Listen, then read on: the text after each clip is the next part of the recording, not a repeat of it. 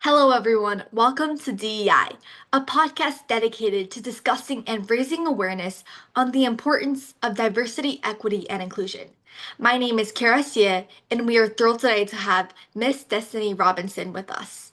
Miss Destiny Robinson is an education equity leader, program strategist, and advocate for inclusive innovation in educational technology. As course success manager at the National Education Equity Lab, she supports the delivery of college credit bearing courses from institutions such as Harvard and Stanford into Title I high school classrooms, empowering thousands of underrepresented students to succeed in higher education. With a background spanning higher ed, nonprofit leadership, and technology networks, Destiny brings over a decade of experience advancing access and opportunity for marginalized learners.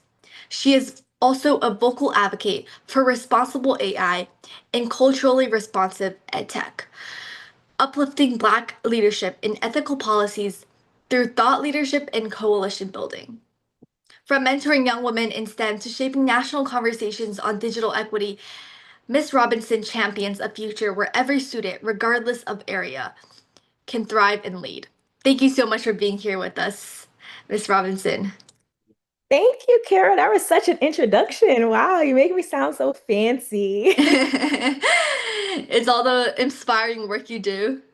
Thank you. I appreciate it. I appreciate it. Well, you've told the folks what I do and who I am. Some other things. I'm a member of Sigma Gamma Rho Sorority Incorporated, which is a part of the Divine Nine. And we are an organization that, does it supports education, was founded by educators. So also want to put that in there. It's really close to my heart. And I love education. And I'm happy to be here with you on this amazing podcast.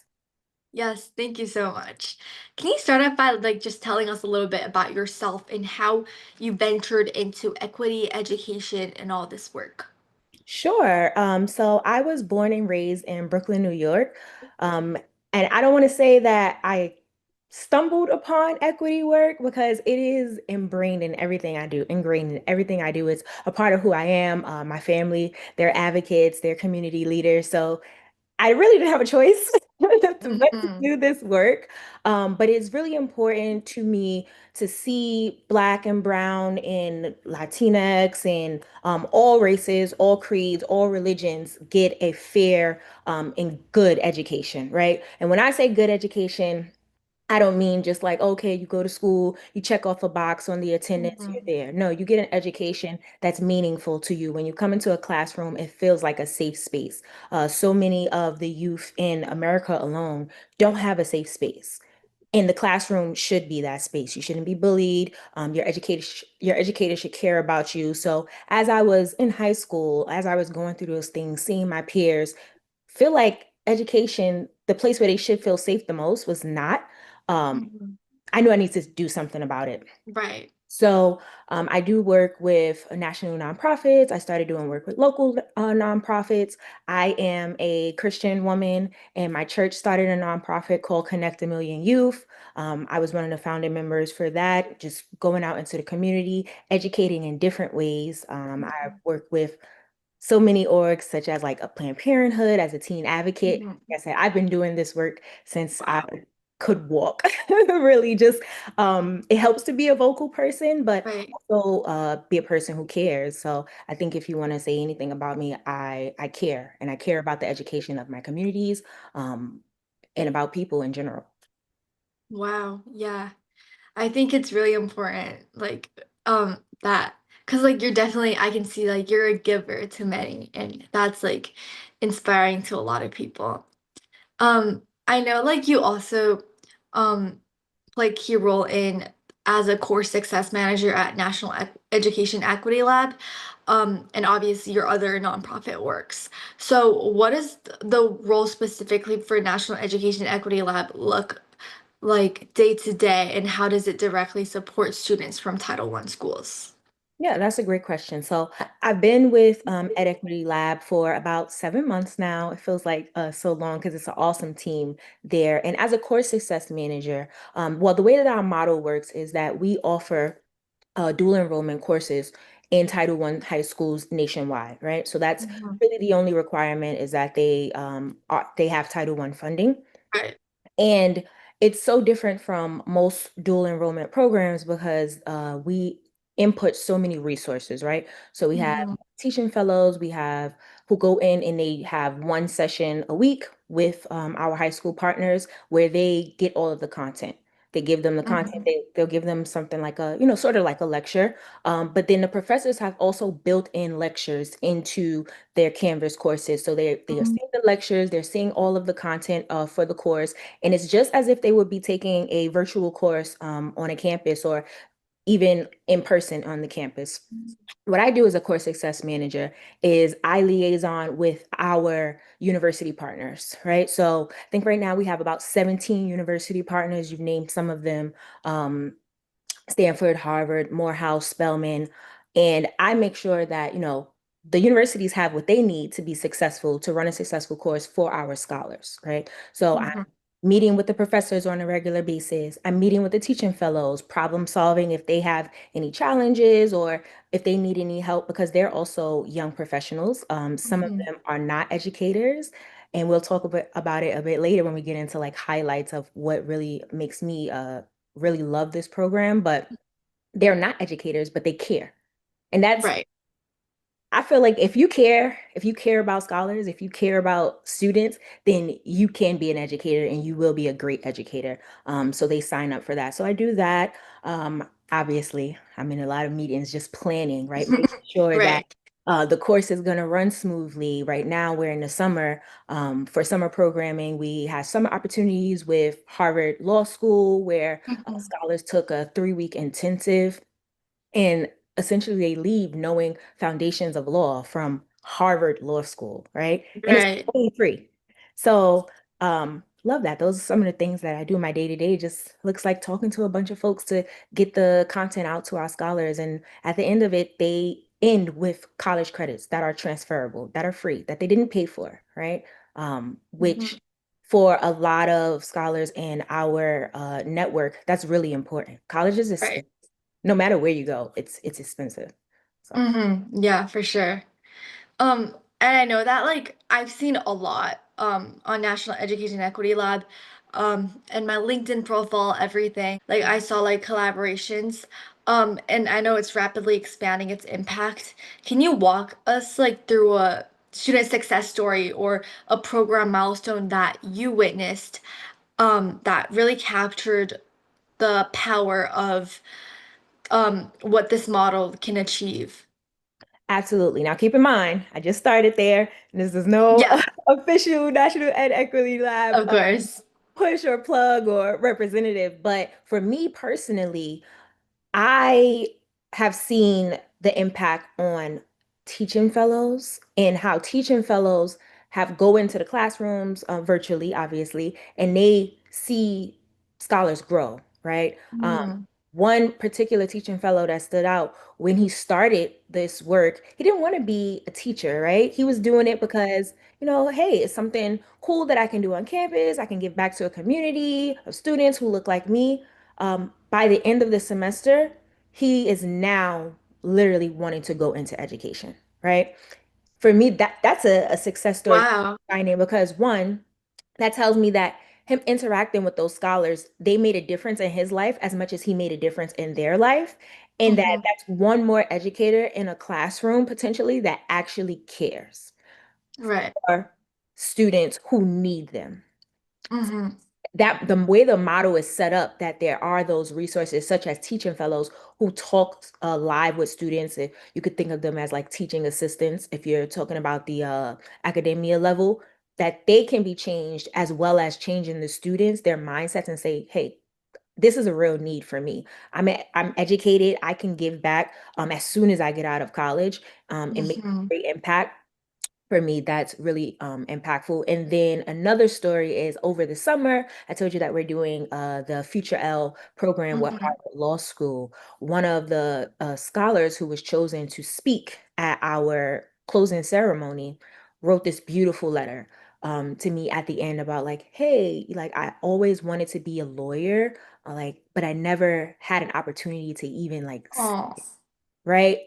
And that's what the lab does. It changes the college going mindset of so many scholars who are first gen, right? They Hmm. don't know anyone who has went to college and they may be interested in doing it, but they just need the opportunity, right? They just need that. Right. They just need someone to say, I believe in you. We believe in you. If you want to be a lawyer, you can be a lawyer. If you want to go to Harvard Law School, you can go to Harvard Law School. Here's a class with Harvard Law School. This is what it might look like.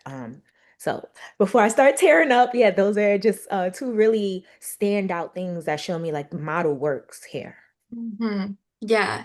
I always so I was really, really inspired by a fifth grade teacher that got me into like advocacy work. And I always have believed since then that like education can really change a person's soul and mind. And Absolutely. yeah, that's really, really impactful work. Um, And I also saw that one of the lab's highlights is the partnership with Notre Dame on the course of responsible and ethical AI. Mhm. So, what excites you most about introducing high schoolers to AI and ethics through a college credit bearing experience? Well, let's get real here.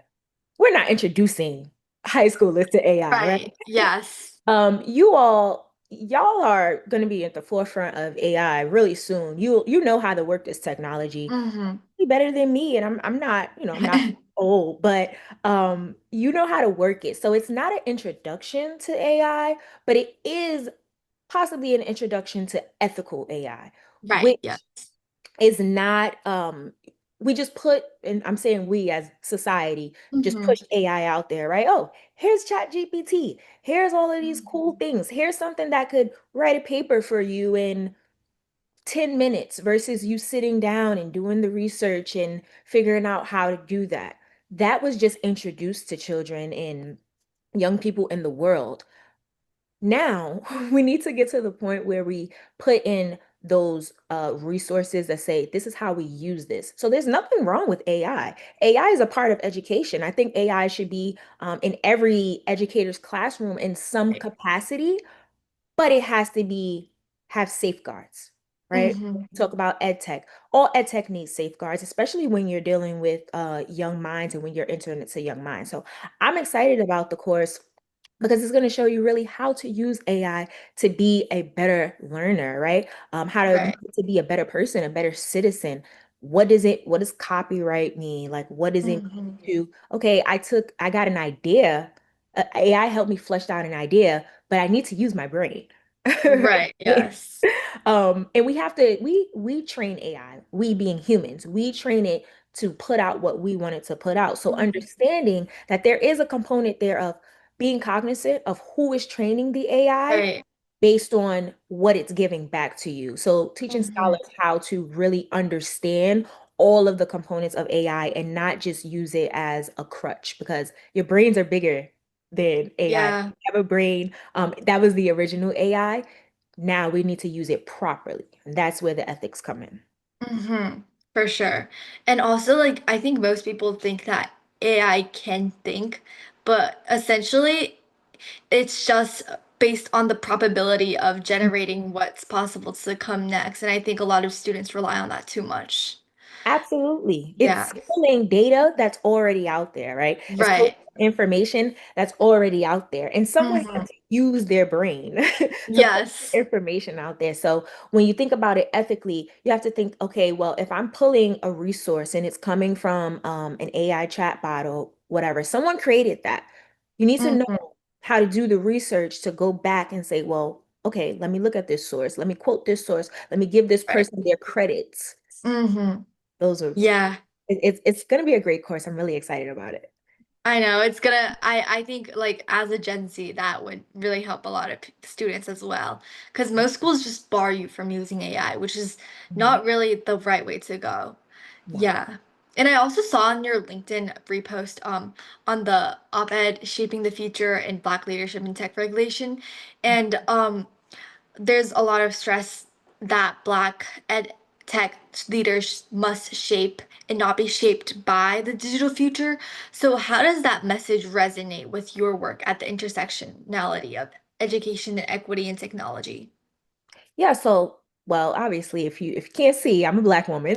Right. So, it's so important for us as leaders in ed tech or working in education and all of these fields as they intersect to have a presence, right? And to Hmm. be there. And then once we are there, for our work to be acknowledged and recognized. Right. For me, even before I was at the lab, I was working very heavily in the ed tech field, and I was speaking with leaders and developers from, AWS, ed tech, all of the big names. And so Hmm. many times I would go into those meetings, and I was the only one who looked like me. Right. That's problematic for me, at least, because these tools are being created for scholars who look like me and who look like Hmm. you and who look like, X, Y, Z, all of the variety and that we have in America of people. Right. America is literally a melting pot, and I'm from New York City, which is the one of the No, biggest melting yes. pots here. So if the scholars look like you and the scholars look like me, but the people who are creating the technology to teach them don't look like us, that's a problem. Yes, for sure.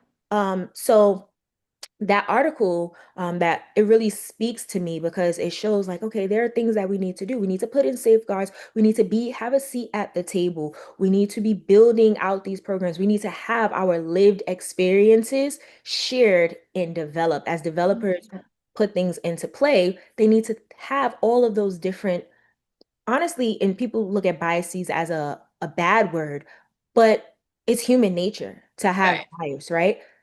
You need to take that and how do you take it and make it constructive? How do you take it and say, this is my lived experience as an African American woman. So when someone puts this in whatever search query, it's giving up so many different perspectives. That's why I Mhm. think it's super important for us to be there and Yes. have that input. Hmm. I think your work in training all the Gen Zs and a lot of scholars will help that happen, will help bring a lot of representation to the space of AI and other fields. And I also know that like 2% of education technology leaders in the US are Black. Mhm. So, how do you think this lack of, let's say, representation in edtech leadership might affect the policies we create for learners? Like, how does it reflect on the learners and scholars' view in education? Well, when you look in the mirror, right, you see Hmm. yourself. When you go in a classroom, you should see yourself Yes. in somewhere. When you look at a tool, a product, you want to see yourself. Hmm. It helps your learning to see yourself in your learning, right? It helps a scholar believe that they can do something when they can see themselves there. So Hmm. the problem here is that if only 2% of this large number of developers are at having a seat at the table, that's 98% of someone else who's not, Right. represented. Even if you look at animation, if you look at animation and when you look at characters of color, they're turned into like blobs, right? Hmm. They're not just represented in their brown skin, they're turned into a color blob or they're turned into Right. an animal. And the cultural context or the cultural missteps of some of those animals that you're turned into in animation, those trickle down into ed tech. And Yeah. I've seen it, right? I've seen um if the icon or if the person who's moving through the program, the ed tech program, is supposed to be a person of color, it morphs into an animal or it morphs into a Wow. color blob. Right? Like how is that? We need to think about how is that going to make a student feel, a scholar Hmm. feel that they're being turned into something else. Now, if you have more people at the table who understand the cultural nuances and the cultural context of that, then that representation piece that we're talking about there, it's presented, right? But if they're not Yes. there, if they're not in those rooms, if we're not in those rooms, we miss the mark there. So Hmm. I think it's super important for us to bump that number up, and not just for Black developers to be in edtech spaces, but for edtech spaces to just be inclusive overall of Right. Latino Americans, Latinos, Asian Americans, Asians, Indian Americans, like, all of the folks, because Right. our scholars are all of the folks. Our scholars are not just one profile of student. So they need to see representation in these edtech products. They need to Mhm. see themselves. They need to be able to do a query and it be relevant to their lived experience. Going back to the article, we speak about lived experiences. You learn through living. You Right. can do a textbook, you can write a textbook. In my classroom when I was an educator, a lot of the components and I did, writing components would be about tell me about your experience because then I can teach you better if I know where to meet you. EdTech Mhm. needs to meet our scholars where they are. But if you don't know where the scholars are because you don't have their similar experiences or you don't have their cultural nuances, you'll never be able to meet them successfully. Yes. Wow. Yeah, for sure. And I think we need a lot of steps to achieve that point, but I think we will eventually in the future. And I really look forward to like that future. And I know you've also been an advocate throughout your whole life. Um, and as a self-described creative problem solver, what are some of the toughest challenge that you faced in advancing education equity and how did you work through them? Well, some of those toughest things were literally just me getting in the room, right? Me Mm, having a conversation, saying like, okay, hey, being the whistleblower, if you right. might. Not everyone's personality is them being able to speak up and be an Mm, advocate. So you need to be an advocate for the folks who cannot advocate for themselves. A lot of yes. times, children cannot advocate for themselves. Adults have this thing about them sometimes where they don't listen to the youth. And that's problematic for me. And that's always been problematic for me, even when I was a youth, right? So even when I Mhm. was a teenager, I would walk into rooms where, it was maybe just supposed to be adults and say, hey, I have an idea. Can we talk about it? Um, that's been one of my challenges, really just getting in the door. But once you're in there, then you shake things up. And Yes. that's what I taught my students. So now, like even at National Education Equity Lab, I'm there and I can speak. And I'm so grateful that it's an organization that really promotes blue sky thinking and encourages us at any level to speak up and say like, hey, what's going on here? Advocate for our students. So many of my team members at the lab, they will advocate for a scholar. They will advocate for what their high school needs. They will advocate to make sure that things are successful. Being an advocate, the toughest part is getting other people on board. Yes. But once Yeah. you get them on board, it's great. It's saying like, hey, my Black and brown scholars need this Hmm. because of this, right? You'll run into things that are like funding challenges and manpower and all of those things, personnel issues. All of those things can be solved. And Hmm. that as a problem solver, I'll figure out how to solve it. But you just have to have the space. You have to have someone who is willing to listen to you. So Right. um, I've done the work to make people listen to me. If they don't listen to me, I figure out other avenues, right? And Hmm. just using my voice. Even this platform that you've built is so amazing. Keep going with it because this Thank is you. how you get the information out, right? This is Hmm.